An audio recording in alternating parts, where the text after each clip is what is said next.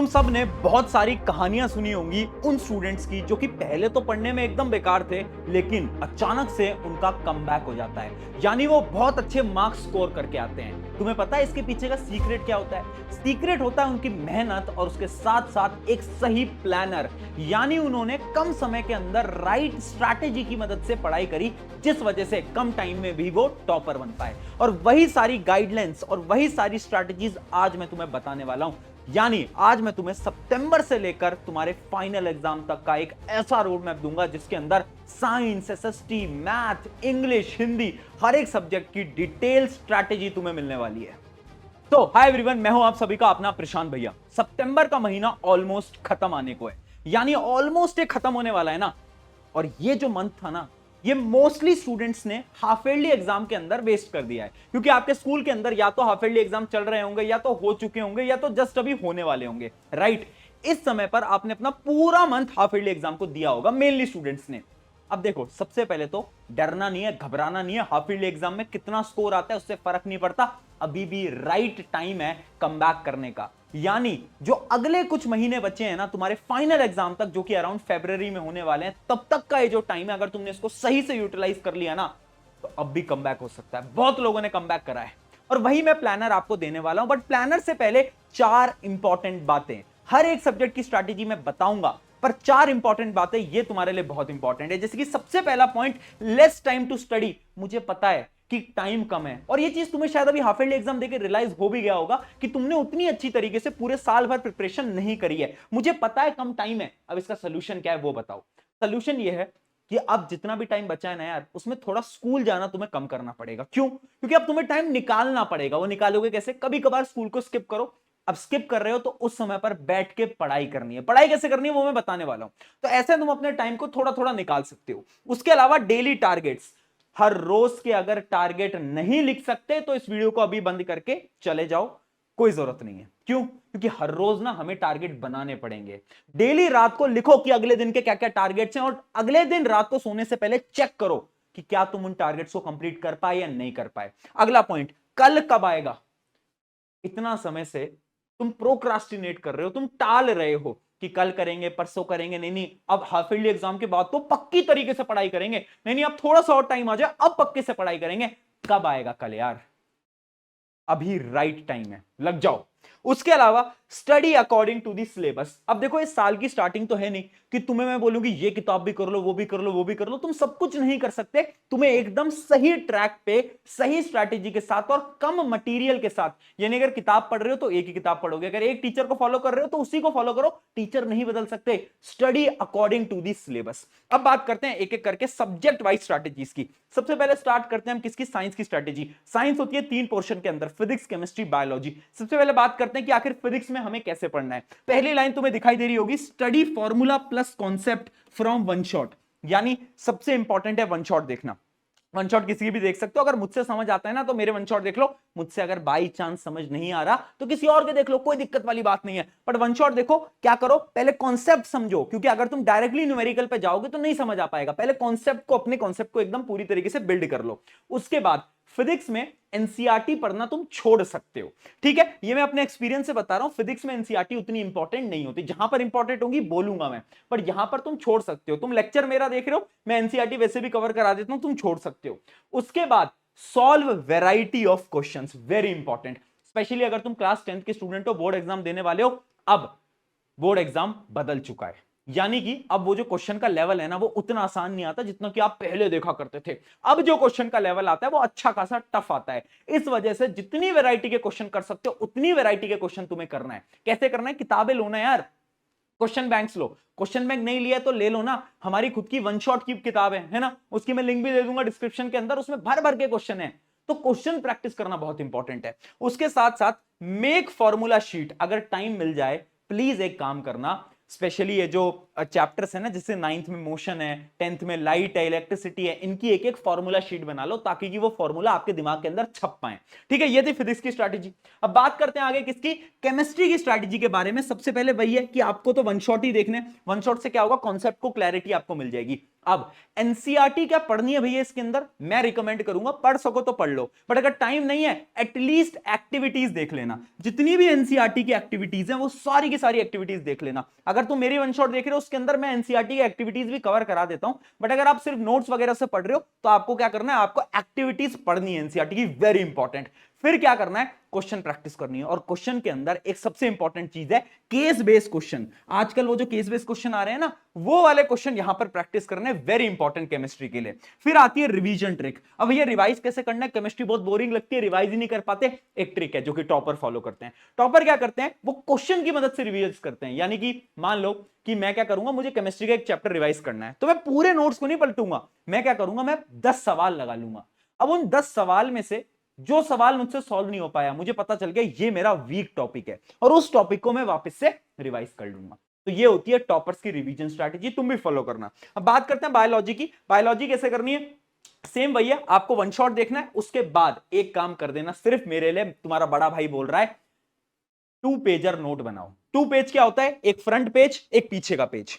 Biology का हर एक chapter उन 2 पेज के अंदर समाप्त कर दो।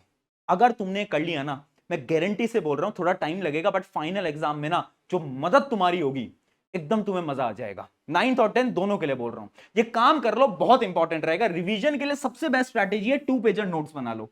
उसके साथ साथ प्रैक्टिस डायग्राम एमसीक्यू।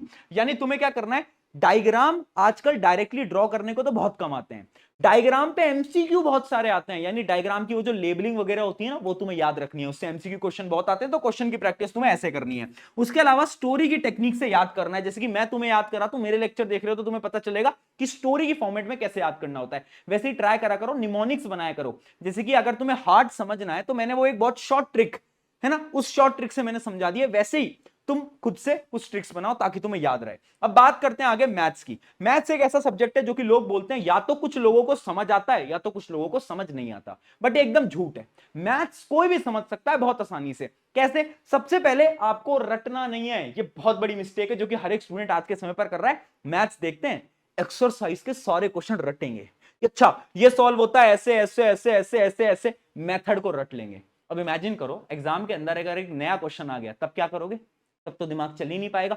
तो पहले रटना तो बिल्कुल भी नहीं है, पढ़ना कैसे, वन शॉट उठाया, पीवाईक्यू सॉल्व करे, और फिर आरडी शर्मा एक किताब होती है, यानी अगर आपने कोई और क्वेश्चन बैंक ले रखी है तो वो एक किताब होगी, वो सॉल्व करना। स्पेशली ये स्टैंडर्ड वाले जिनके पास मैथ स्टैंडर्ड है, प्लीज टफ क्वेश्चन लगाओ। पिछले साल के बच्चों से पूछ लेना कि कैसा पेपर आया था मैथ्स का, वो तुम्हें बता देंगे। तो इस वजह से मैं बोल रहा हूं मैथ्स में प्रैक्टिस थोड़ी सी अपनी स्ट्रांग रखनी है, हायर लेवल के क्वेश्चन भी हमें सॉल्व करने हैं। उसके साथ साथ मेक मिस्टेक नोटबुक, एक नोटबुक प्रिपेयर कर लो जिसके अंदर आप हर चैप्टर की मिस्टेक्स लिखते रहो। मान लो एक चैप्टर आप सॉल्व कर रहे हो, आपको पता चला कि इसमें आप मेनली इन टॉपिक्स में मिस्टेक करते हो, मान लो वो कैलकुलेशन मिस्टेक हो सकती है, वो इक्वेशन बनाने में मिस्टेक हो सकती है, तो वो मिस्टेक लिख लो। उससे क्या होगा, आपको पता चलेगा कि आखिर तुम गलती कहां कर रहे हो। ये उन स्टूडेंट्स के लिए जिनकी मैथ बहुत कमजोर है, प्लीज एक मिस्टेक नोटबुक बनाओ। उसके साथ साथ सॉल्व क्वेश्चन कंप्लीटली, ये मैं इतने सारे स्टूडेंट्स को बोल चुका हूं ना आज तक कि यार एक काम करो, तुम क्या करते हो ना, तुम क्वेश्चन देखते हो, फिर दिमाग में सोचते हो कि अच्छा ऐसे सॉल्व होगा, ऐसे सॉल्व होगा, ऐसे सॉल्व होगा, ऐसे सॉल्व होगा, सोल्यूशन देखते हो, हाँ हाँ सही सोचा था, और आगे बढ़ जाते हो। ये गलत तरीका है। अगर तुमने कैलकुलेशन नहीं करी, लिख लिख के सॉल्व नहीं करा, देयर इज नो यूज। क्यों, क्योंकि एग्जाम के अंदर जब पूरा सॉल्व करोगे ना, तो कैलकुलेशन में ऐसी मिस्टेक्स करोगे कि दिमाग चल ही नहीं पाएगा। इसलिए क्वेश्चन पूरा सॉल्व करना है, इस बात को ध्यान रखेंगे। अब बात करते हैं अगले सब्जेक्ट की जो कि है सोशल स्टडीज, एसएसटी। एसएसटी कैसे पढ़ना है भैया, याद नहीं हो पाता, कोई टेंशन वाली बात नहीं है। सबसे पहले आपको वन शॉट उठाना है, वन शॉट के बाद ना आपको एनसीईआरटी पढ़ लो या तो आप नोट्स पढ़ लो, है ना। एनसीईआरटी पढ़ लो या तो नोट्स पढ़ लो, दोनों पढ़ने की जरूरत नहीं है। कुछ बच्चे ऐसे करते हैं, उन्होंने एकदम डिटेल नोट्स भी बना रखे हैं, नोट्स भी पढ़ेंगे फिर एनसीईआरटी भी पढ़ेंगे।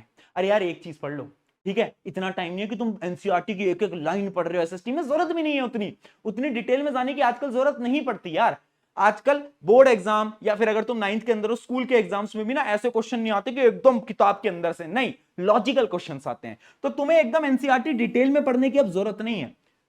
या तो तुम्हारे पास अगर एकदम डिटेल नोट्स हैं तो उसकी मदद ले लो, बट अगर नोट्स नहीं है देन प्लीज एनसीईआरटी पढ़ लो, एनसीईआरटी पढ़ लेना है, ठीक है। Always remember in point. जब भी आप किसी आंसर को याद कर रहे हो ना, तो याद ऐसे करो पॉइंट्स की फॉर्म में कि अच्छा पहले ये हुआ था, फिर ये, फिर ये, फिर ये, फिर ये। 5 पॉइंट की फॉर्म में आप याद रखो। क्यों? क्योंकि जब आप एग्जाम में आंसर को लिख कर आओगे ना, तो आपको पॉइंट्स की फॉर्म में लिखना होता है। क्यों ऐसा क्यों बोल रहा हूं मैं? क्योंकि जब हम पॉइंट्स में आंसर को लिखते हैं, तो हमारे जो टीचर होते हैं ना, वो नंबर अच्छी तरीके से देते हैं। क्यों? क्योंकि उनके लिए ईजी होता है चेक करना, इस वजह से।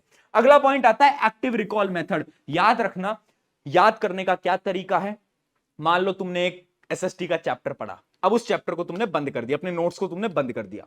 अब तुम्हें आंख बंद करनी है और अपने दिमाग के अंदर रिकॉल करना है, इमेजिन करना है कि तुमने क्या क्या पढ़ा। खुद के बारे में बोलो ना कि अभी मैंने ये करा, फिर मैंने ये पढ़ा, ये पढ़ा, ये पढ़ा, ये पढ़ा, पूरा दिमाग के अंदर चार्ट बना लो। इसको हम बोलते हैं एक्टिव रिकॉल मेथड। इससे क्या होता है, वो जो तुम्हारी प्रॉब्लम है ना कि एसएसटी याद करते हैं भूल जाते हो, वो प्रॉब्लम बंद हो जाएगी। एंड लास्ट पॉइंट, फोकस मॉन और जियो, यानी ज्योग्राफी पे प्लीज फोकस कर लो। Very important. मैं क्यों कह रहा हूं? क्योंकि पिछले काफी साल के एक्सपीरियंस से मैं तुम्हें बता रहा हूं, बच्चे लास्ट में हिस्ट्री को तो पढ़ लेते हैं जो कि सबसे टफेस्ट है, बट ज्योग्राफी पे फोकस नहीं करते और नंबर कट जाते हैं उनके वहां पर। तो इस पे फोकस अभी से करना स्टार्ट कर दो। जितना फोकस करोगे उतना ही ज्यादा तुम्हारी मदद हो जाएगी। अब फाइनली आ जाते हैं हिंदी इंग्लिश। अब हिंदी इंग्लिश एक ऐसा सब्जेक्ट है जिसको कि बच्चे इग्नोर कर देते हैं, बट एक चीज समझो, फाइनल एग्जाम के रिजल्ट में इनके नंबर बहुत इंपॉर्टेंट होंगे। क्यों? क्योंकि इनमें मेहनत कम है बट मार्क्स ज्यादा है। तो अगर थोड़ी सी मेहनत भी लगा ली ना इनके अंदर, तो तुम्हारे मार्क्स बहुत इंक्रीज हो जाएंगे।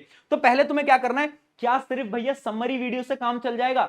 नहीं यार, ये बहुत बड़ी गलती है। बच्चे क्या करते हैं, बस समरी वीडियो देख ली यूट्यूब पे, उन्हें लगता है हमें तो चैप्टर समझ आ गया। नहीं, पहले समरी वीडियो देखी, उसके बाद क्या करोगे, तुम किताब पढ़ोगे, यानी बुक की वो जो लाइंस है ना पूरे पैराग्राफ की, उसको रीड करो। उसको रीड करते हो ना, तो थोड़ी आपको भी स्टोरी अच्छी तरीके से समझ आ पाती है। तो पहले जरूर आप समरी वीडियो देखो, उसके बाद आप एक बार रीड करो। और रीड करने के बाद क्या करना है, लर्न कीवर्ड्स। यानी कुछ कुछ कीवर्ड्स होते हैं, इंपॉर्टेंट वर्ड्स होते हैं इंग्लिश के अंदर स्पेशली, है ना। अगर उन कीवर्ड्स को तुम अपने आंसर में लिख के आते हो ना, तो टीचर्स इंप्रेस हो जाते हैं और नंबर तुम्हें दे देते हैं। तो उन कीवर्ड्स को रट लो, याद कर लो, बहुत मदद होने वाली है। उसके साथ साथ थीम को याद रखना, कैरेक्टर स्केच को याद रखना, क्योंकि क्वेश्चंस मेनली कैरेक्टर स्केच वगैरह से ही आ रहे होते हैं। तो ये थी डिटेल के अंदर सारे सब्जेक्ट की स्ट्रैटेजी। अब मैं एक चीज बोल रहा हूं, अगर तुम इस वीडियो को बंद करके जाने वाले हो और इस किसी भी प्लान को एग्जीक्यूट नहीं करने वाले, तो इस वीडियो का कोई फायदा नहीं था। ठीक है, अब जाना, एग्जीक्यूट करना। तुम्हें पता है तुम्हें कैसे पढ़ना है। अब ये बहाना मत मारना कि कैसे करेंगे, इतना सारा सिलेबस है, मैंने सब कुछ बता दिया है। तो अब कोई बहाना नहीं चाहिए मुझे। जाओ, मेहनत लगाओ और अपने गोल को अचीव करो। Take care.